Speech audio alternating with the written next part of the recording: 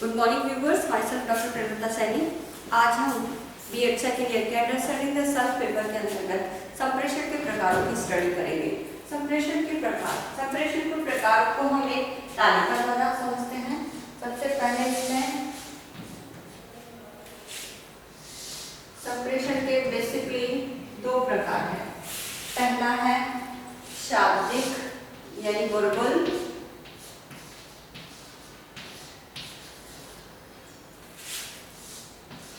संप्रेषण और दूसरा है अशाब्दिक संप्रेषण।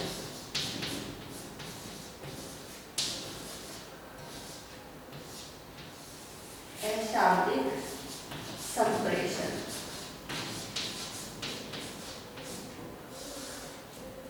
अब इन दो टाइप जो है संप्रेषण के, इसे और क्लासिफाई किया गया है।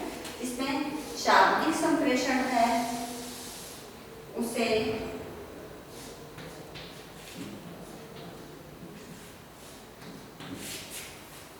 मौखिक संप्रेषण दो भागों में बांटा गया है। ऑरल, मौखिक इन द मीन्स ऑरल, मौखिक संप्रेषण,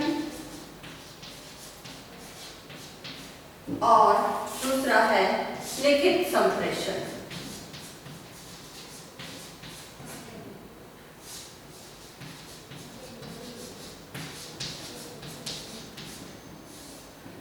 ठीक है, अब अगर हम इसे this major classification of communication types, and this is second part, and another is 1 and 2.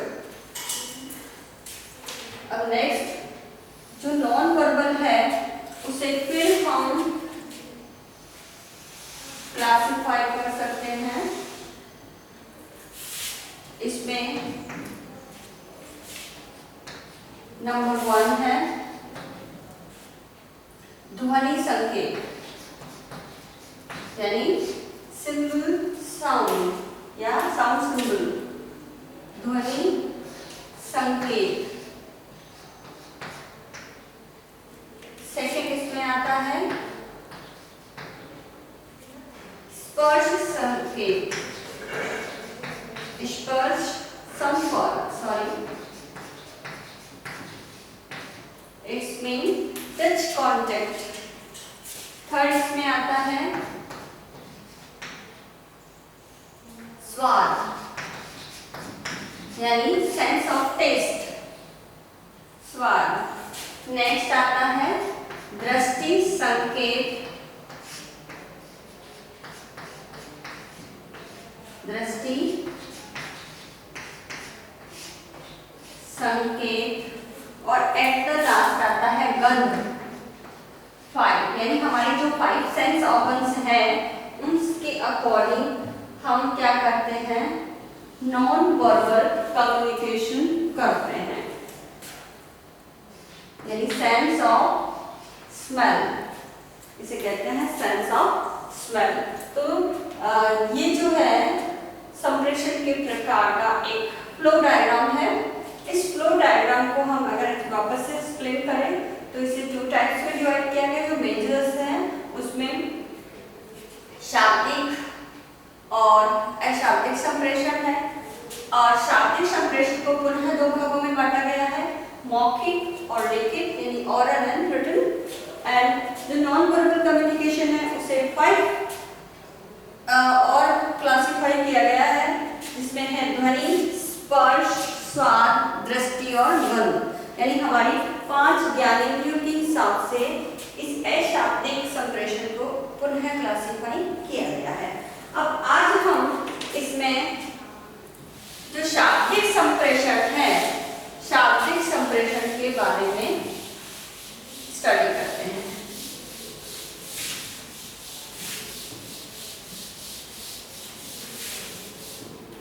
इसमें पहला है मेजर, अगर हम लें तो शाब्दिक संप्रेषण। संप्रेषण का अर्थ ही है मुंह से बोल करके।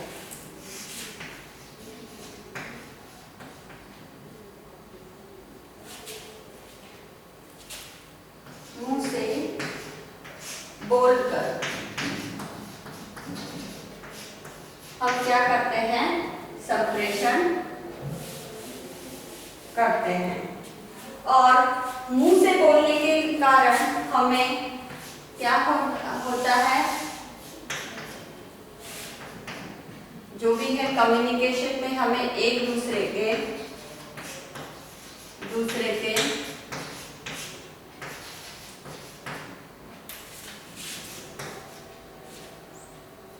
सामने, या हम कह सकते हैं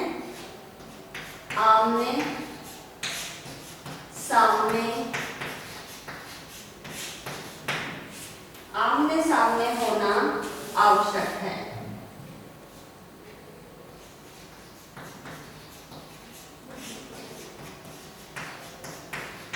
और एक दूसरे के आमने सामने उपस्थित रहकर ही हम क्या कर सकते हैं, कम्युनिकेशन कर सकते हैं। और इस कम्युनिकेशन में जो संप्रेषक है, जो बोल रहा है, उसके द्वारा कहे गए सूचनाएं, तथ्य, विचार, भावनाएं दूसरा व्यक्ति आसानी से सुन सकता है और अपनी सहमति जो है बातचीत करते समय, अब बातचीत जब करता है कोई भी व्यक्ति, तो बातचीत करने के लिए या संप्रेषण करने के लिए क्या होना चाहिए, भाषा का व्यक्ति को ज्ञान होना चाहिए। भाषा का जब ज्ञान होगा तभी वो कम्युनिकेशन कर सकता है। और इस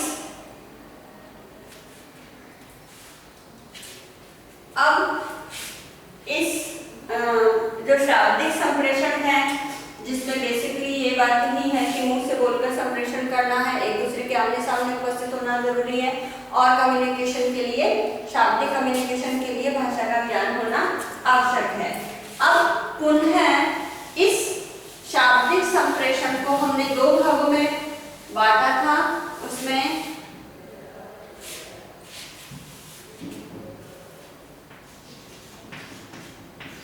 अब इसके जो संप्रेषण का प्रकार है वो पहला है मौखिक संप्रेषण।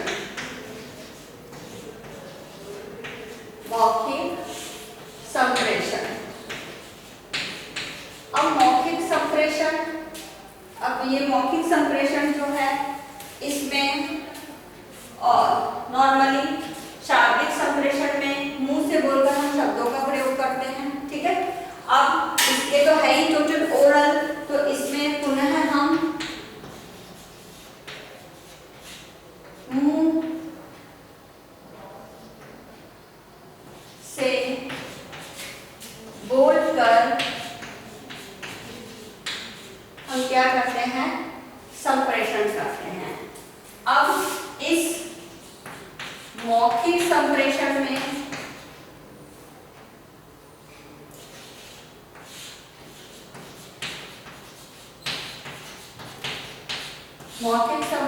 जो हम प्रयुक्त करते हैं वो होती है हमारी बातचीत,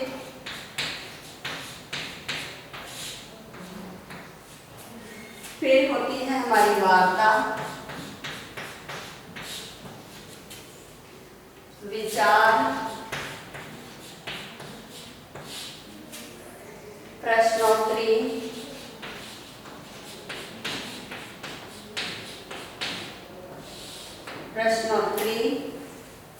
जो हम प्रश्नोत्तर करते हैं, हमारे स्टेटमेंट यानी हमारे कथन जो हम बोलते हैं आदि द्वारा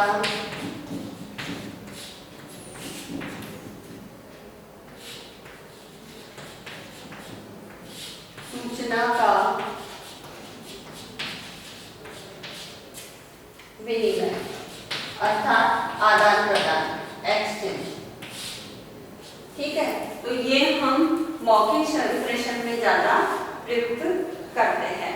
अब मौखिक संप्रेषण के लिए भी एक दूसरे के आमने सामने उपस्थित होना आवश्यक है, तभी मुंह के द्वारा जो बोली गई वार्ता है, विचार है, उससे संप्रेषी जो संप्रेषण प्राप्त कर रहा है वो आसानी से सुन सके और दूसरों को भी सुना सके।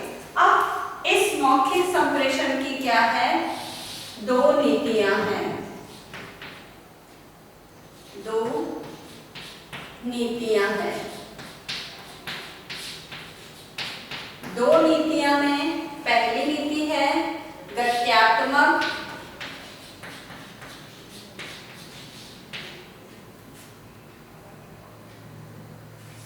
सतत गत्यात्मक, सतत शब्द आएगा, सतत गत्यात्मक संप्रेषण। और जो दूसरी नीति है वो है हमारी ह्यूरिस्टिक, ह्यूरिस्टिक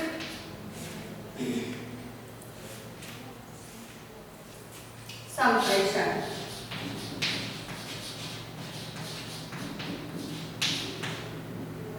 अब इन दोनों मौखिक संप्रेषण में क्या होता है, हम ये जो मौखिक संप्रेषण है वो श्रव्यात्मक,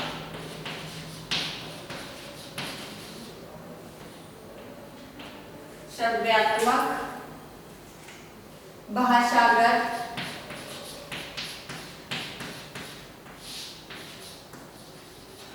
पद्धति पर आधारित होती है। ठीक है, हमने अभी पढ़ा कि मौखिक संप्रेषण जो है उसकी दो नीतियां होती हैं।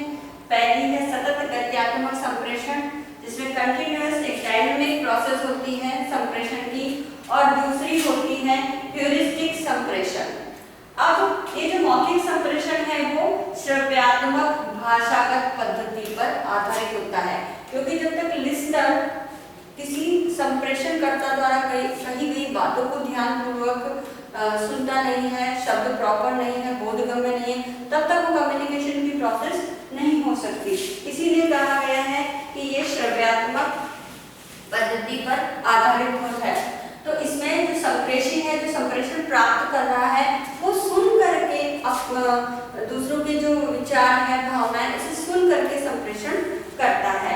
और संप्रेषण हेतु अब इसे यहाँ समझते हैं कि जो मौखिक संप्रेषण है, संप्रेषण हेतु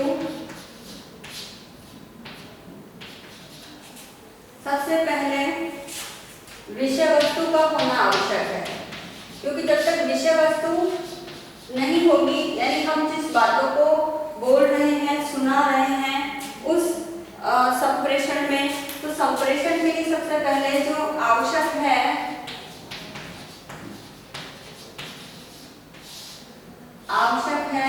वो है हमारी विषय वस्तु, क्योंकि जब तक विषय वस्तु नहीं होगी हम संप्रेषण नहीं कर सकते।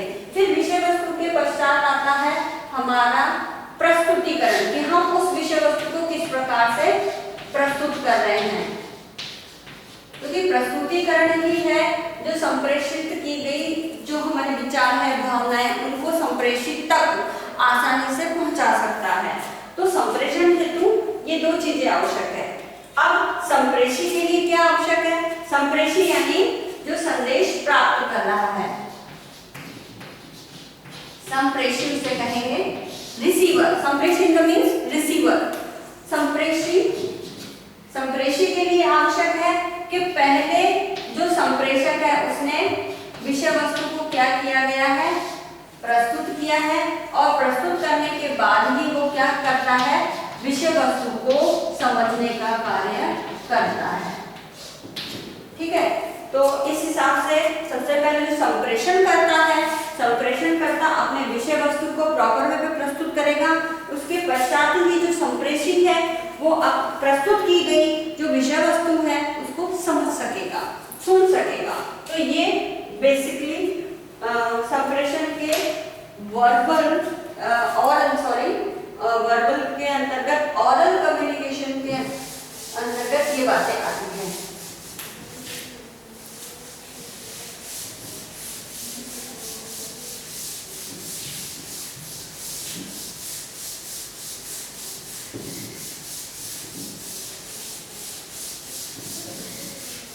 अब इसमें जो हमारी मौखिक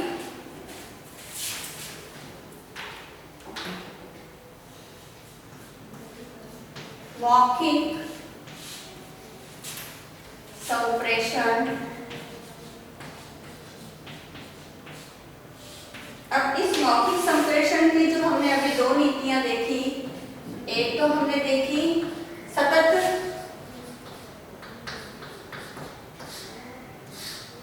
गत्यात्मक संप्रेषण और दूसरी हमने जो नीति है वो है ह्यूरिस्टिक मेथड।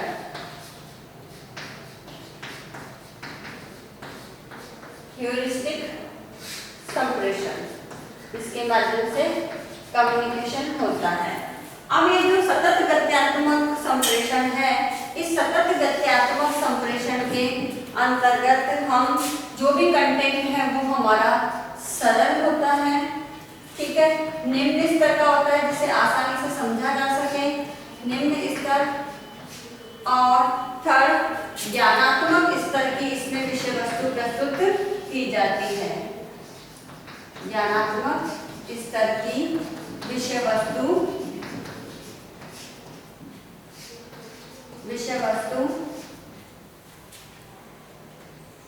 हेतु इस प्रकार का जो संप्रेषण होता है वो उपयोगी होता है। यानी जो विषय वस्तु कैसी हो, निम्न स्तर की हो, सरल हो और ज्ञानात्मक स्तर की हो, जिसमें हमें केवल ज्ञान प्रदान करना है, ठीक है, तो इसके लिए ये होता है। और ह्यूरिस्टिक जो होता है उसमें जो विषय वस्तु होती है वो हमारी एक कठिन होती है, जटिल होती है, और इन जटिल जो कठिन विषय वस्तु है ये संप्रेषण उनके लिए प्रयुक्त होता है।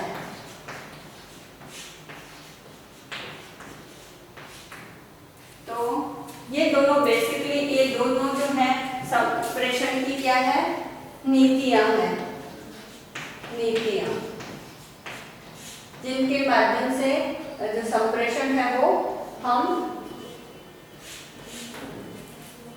संप्रेषण को इस प्रकार से समझ सकते हैं, इन दोनों नीतियों के आधार पर। अब मौखिक रूप से हम जो है संप्रेषण में क्या करते हैं, तथ्य हैं हमारे, सूचनाएं हैं, हमारी भावनाएं हैं,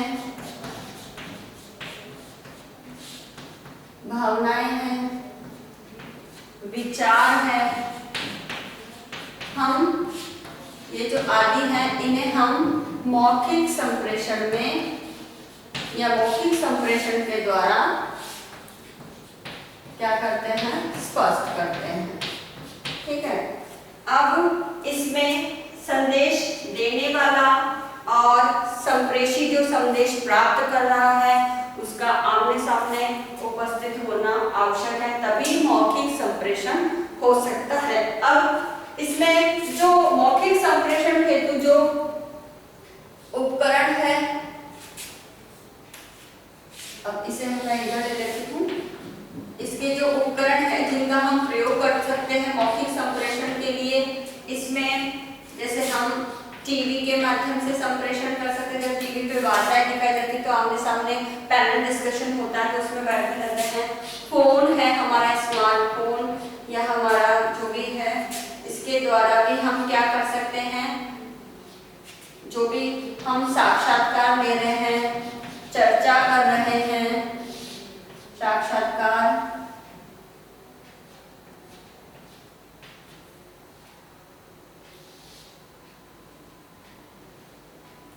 चर्चा या परिचर्चा भी इसे हम कह सकते हैं। पाठ्य से रिलेटेड कोई जानकारी है, हमारे कंटेंट से रिलेटेड, सामूहिक चर्चा है यानी पैनल डिस्कशन जो होता है हमारा, सामूहिक चर्चा, कहानी है, इन सब के द्वारा क्या कर सकते हैं, हम मौखिक संप्रेषण कर सकते हैं। इस प्रकार से ये जो मौखिक संप्रेषण है वो हमारी अनौपचारिक विधि है जिसमें हम इन नीतियों का प्रयोग करते हुए, इन संसाधनों का प्रयोग करते हुए हम इंटरव्यू, चर्चा, सामूहिक चर्चा, कहानी, हमारा भाषण है, ये सब हम क्या कर सकते हैं, एक दूसरे को प्रेषित कर सकते हैं। और इनके माध्यम से हम मौखिक संप्रेषण का प्रयोग करते हुए हम हमारी सूचनाएं, हमारे तथ्य, हमारे विचारों का भी आमने सामने रहकर प्रत्यक्ष रूप से शेयरिंग कर सकते हैं, आदान प्रदान कर सकते हैं, दूसरों को हमारी बातों को सुना सकते हैं, समझा भी सकते हैं। तो ये सब हमारा क्या है, मौखिक संप्रेषण। अब इसमें जो सेकंड आता है शाब्दिक संप्रेषण का, वो आता है लिखित संप्रेषण। तो हमने अभी जो मौखिक संप्रेषण है ये इसका पहला पार्ट है, ठीक है। एंड इसका जो सेकंड पार्ट है वो है लिखित संप्रेषण। लिखित संप्रेषण जिसमें हम लिख करके, लिखित से ही अपने आप में पता चलता है, रिटन संप्रेषण है कम्युनिकेशन। इसमें हम लिख करके क्या करते हैं, अपनी भावनाएं, सूचनाएं, विचार, तथ्यों इत्यादि को हम दूसरे तक प्रेषित करते हैं। अब इसमें लिखित संप्रेषण में आमने सामने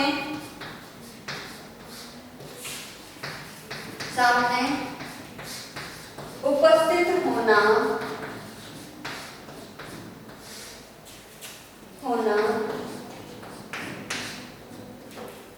आवश्यक नहीं, अनिवार्य नहीं है, ठीक है, कि आमने सामने हो। इसमें हम इनडायरेक्ट फॉर्म में भी रिटन मैटर के थ्रू अपने लिखित संप्रेषण संप्रेषितक यानी जो रिसीवर है उस तक पहुंचा सकते हैं। इसमें लिखित संप्रेषण के अंतर्गत हम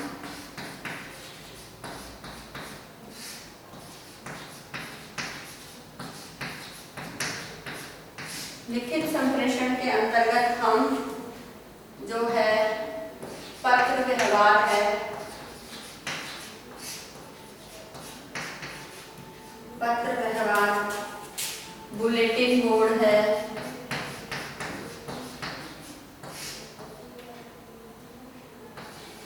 बोर्ड,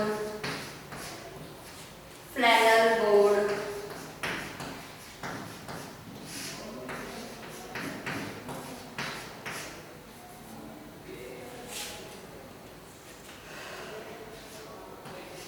हमारा सूचना पत्र है जिसमें हम विभिन्न सूचनाओं को लगाते हैं। साथ ही गृह पत्रिकाएं हैं, जो मैगजीन्स होती हैं, उनके अंदर भी काफ़ी रिटर्न मटेरियल होता है, इसमें काफ़ी बातें होती हैं। हमारे प्रतिवेदन है, जो हम रिपोर्टिंग लिखते हैं, प्रतिवेदन है, विभागीय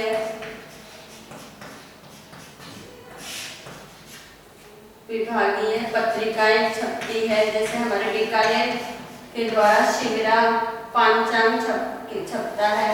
तो ये सब क्या है, हमारे लिखित संप्रेषण है। साथ ही समाचार पत्र हैं, ये सब इसमें एक और ऐड कर ही लेते हैं। समाचार पत्र मोस्ट इम्पोर्टेंट है, न्यूज़पेपर, समाचार पत्र,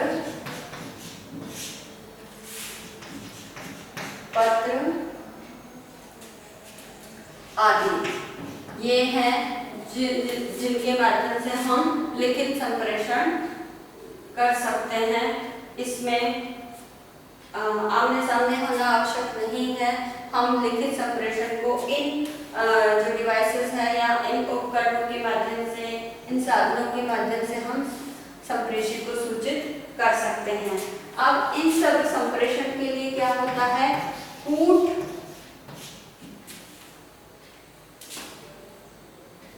अनुवादक,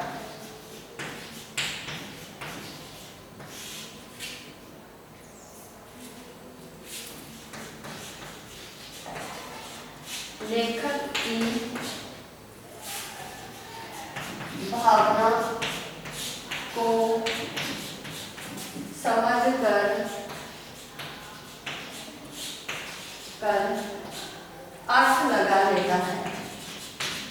ठीक है, क्योंकि जो भी है रिटर्न, जो भी हम संप्रेषण कर रहे हैं उसमें क्या होता है, कूट भाषा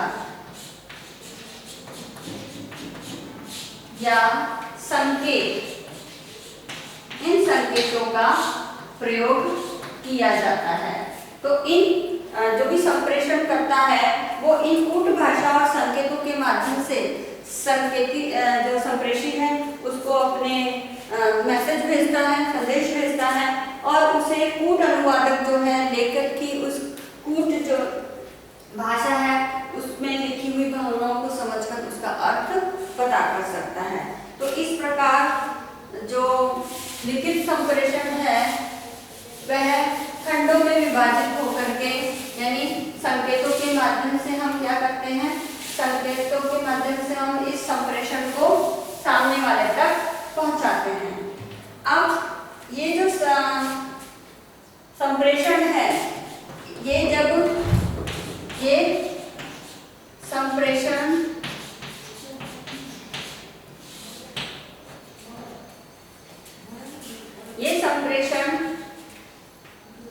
जब खंडों में विभक्त नहीं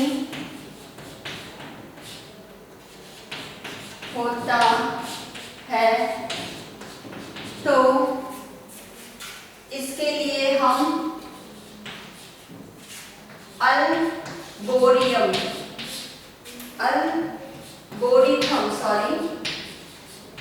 एल्गोरिथम नीति का प्रयोग करते हैं, नीति का यूज करते हैं जब हमारा जो संदेश है वो खंडों में विभक्त नहीं होता, और जब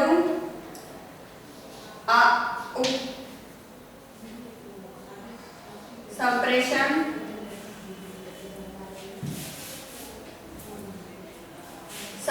की जाने वाली जो वस्तु है वो निदानात्मक या उपचारात्मक प्रवृत्ति की होती है तो उसके लिए निर्णय तालिका का यूज किया जाता है। तो ये बेसिकली संप्रेषण में ये दो टाइप से हम इन नीतियों को प्रयुक्त करते हैं। एक तो इसमें एल्गोरिथम नीति होती है जहाँ संप्रेषण खंडों में विभक्त होता है, और जब संप्रेषण लिखित संप्रेषण ऐसा हो जो टेस्ट जैसा हो जिसमें निदानात्मक उपचारात्मक प्रवृत्ति सम्मिलित होती है तो उसके लिए हम निर्णय तालिका का प्रयोग कर सकते हैं। तो इस प्रकार संदेशों की जो सुग्राह्यता है उसको समझने के लिए हमारे जो लिखित संदेश है या संप्रेषण है वो बहुत ही सरल, सुबोध और ऐसी बोधगम्य भाषा वाले हों ताकि जो संप्रेषी है उस तक समझ में आ सके और सूचनाओं का सही ढंग से वो अर्थ लगा सके। अब आज का असाइनमेंट हमारा इस प्रकार से है। इस असाइनमेंट में हम आपको एक क्वेश्चन देते हैं कि संप्रेषण के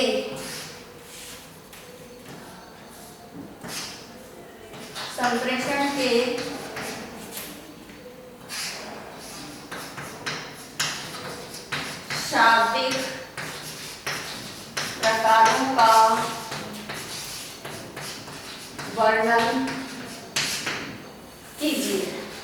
तो इसमें केवल जो हमारा वर्बल कम्युनिकेशन है आपको उसी का ही आंसर 300 वर्ड्स में करना है। इसके साथ ही आपको एक और असाइनमेंट दे देता है, जब भी आप कॉलेज आए अपने साथ 5 मार्क्स बना के लेके आए हैं। इस कोरोना महामारी के दौरान आप अपने घर में रहिए, सुरक्षित रहिए, जहाँ तक हो सके फेस पे सीधा मास्क लगा के घर से बाहर निकलना है। लोगों से 6 फीट की सोशल डिस्टेंसिंग का पालन करना है। हाथों को बार-बार सैनिटाइज करें, बार-बार साबुन से धोएं। ऐसे कोई सिम्टम्स नजर आते हैं जो कोरोना वायरस से रिलेटेड है तो जाकर के डॉक्टर से ला लें। अपने सोशल मीडिया ग्रुप में जैसे कोरोना वायरस के बचाव में जो एडवाइजरी गवर्नमेंट ऑफ इंडिया द्वारा जारी की गई है उसके पोस्टर बना के लोगों को शेयर कीजिए। आई होप ये वीडियो आपके लिए यूजफुल होगा। So thank you.